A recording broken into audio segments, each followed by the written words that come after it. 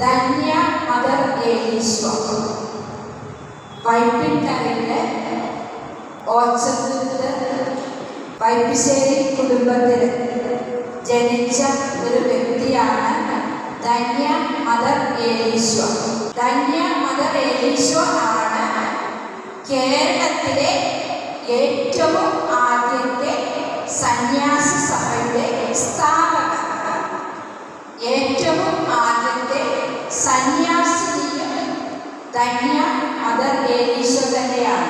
ഏലീശ്വയുടെ ചെറുപ്പകാലത്തിലുള്ള ജീവിതം നാം പരിശോധിക്കുകയാണെങ്കിൽ നമുക്ക് മനസ്സിലാക്കുവാൻ സാധിക്കും, ഏലീശ്വയ്ക്ക് ദിവ്യകാരുണ്യനാഥനോടും പരിശുദ്ധ ദൈവമാതാവിനോടും പ്രത്യേക ഭക്തി